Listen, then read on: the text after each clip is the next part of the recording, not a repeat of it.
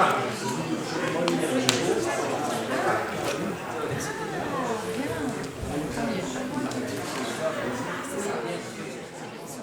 bien aujourd'hui, vous vous arrêtez sur un sujet qui mérite d'être mis à l'honneur, parce que ce sont ces sujets de société sur lesquels on a besoin d'avancer.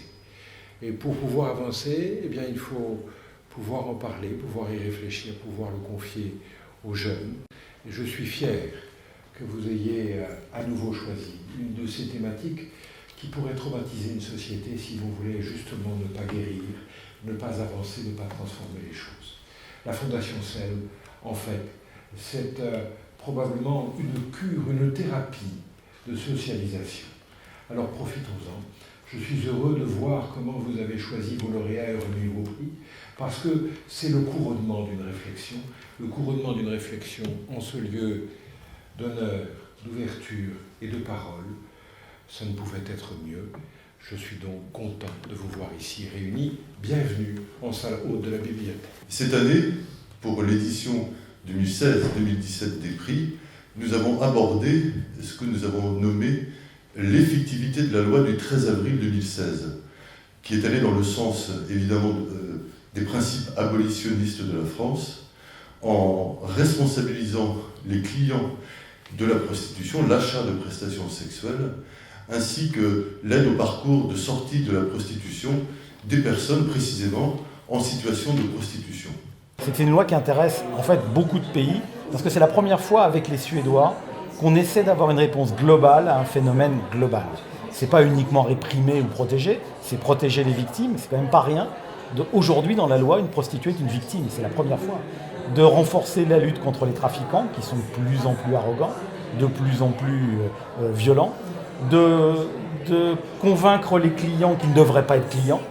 Et puis, le plus difficile, sans doute, c'est d'alerter l'opinion publique sur la réalité et la gravité de l'exploitation sexuelle. Ça nous concerne, aujourd'hui, en France comme partout ailleurs. C'est ça l'objectif des prix, c'est de sensibiliser. Est-ce que la justice ne peut pas faire mieux? Est-ce qu'on ne peut pas faire plus?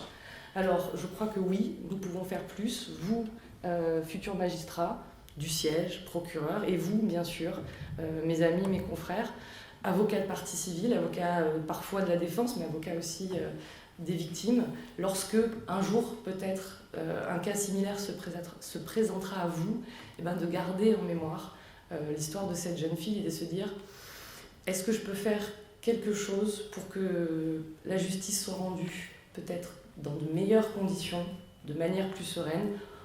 Il y a des outils, autant encore faut-il pouvoir les mettre en œuvre. Donc je l'espère et je crois vraiment que le travail qui est fait par la Fondation SEL va dans ce sens-là.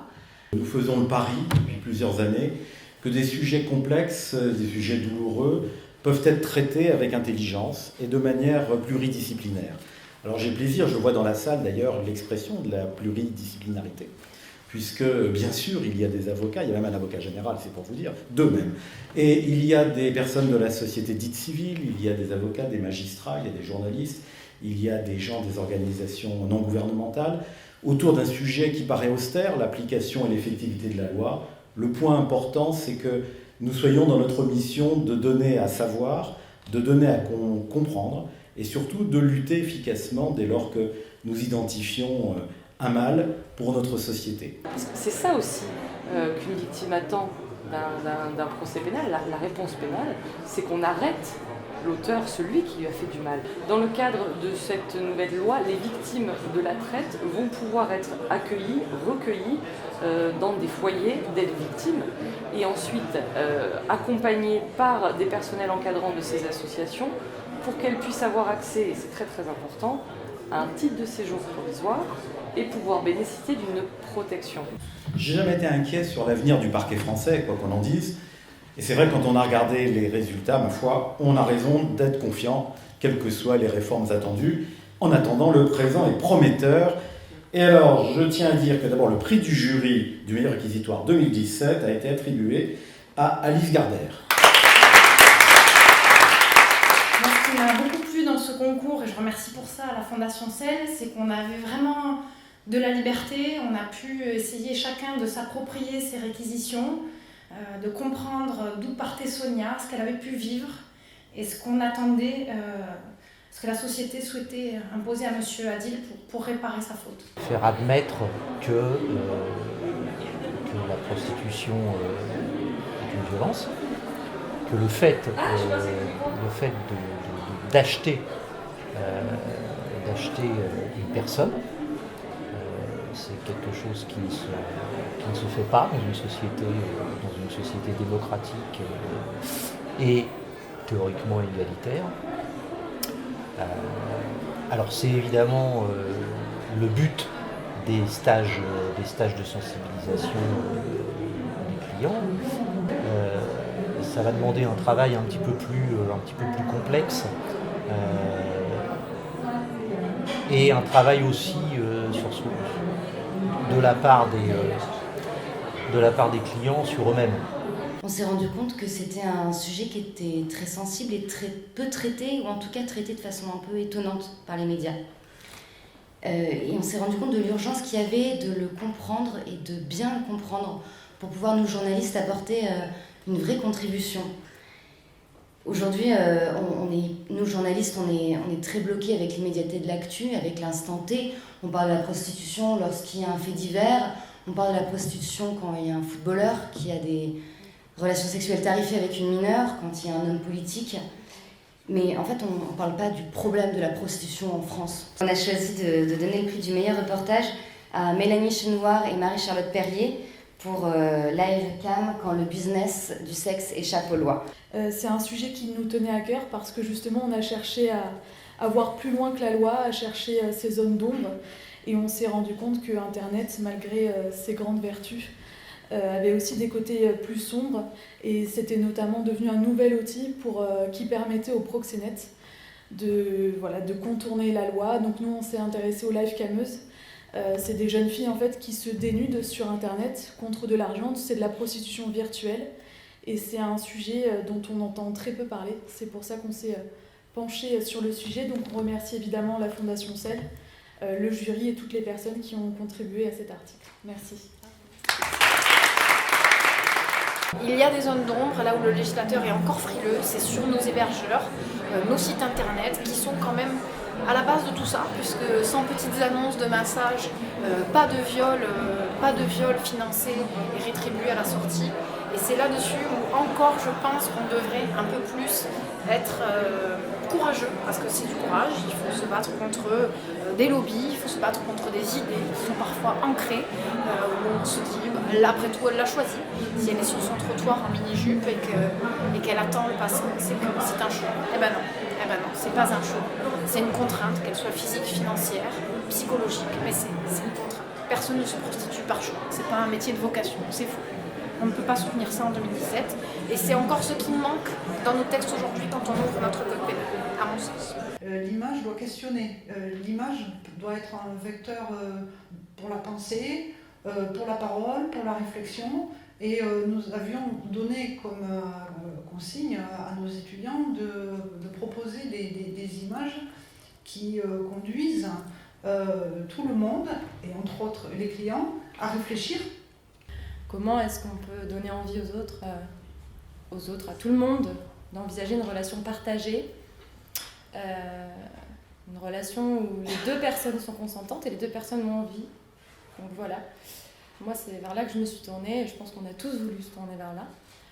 Du coup je suis très contente que la Fondation ait créé ça pour justement montrer ça. Il y a des tas de choses à faire, j'espère que ça va évoluer dans des bonnes directions. Je pense qu'il y a encore beaucoup de travail à faire justement pour aller vraiment chercher toutes ces autres formes de prostitution dont on parle peu. Et en tant que journaliste, on a aussi, je pense, ce travail-là à faire, quoi. Merci à la Fondation CEL de nous avoir permis avec Victoria d'évoquer ce sujet qui est aussi dans les limbes de tout un tas d'autres sujets et qui n'est finalement pas évoqué.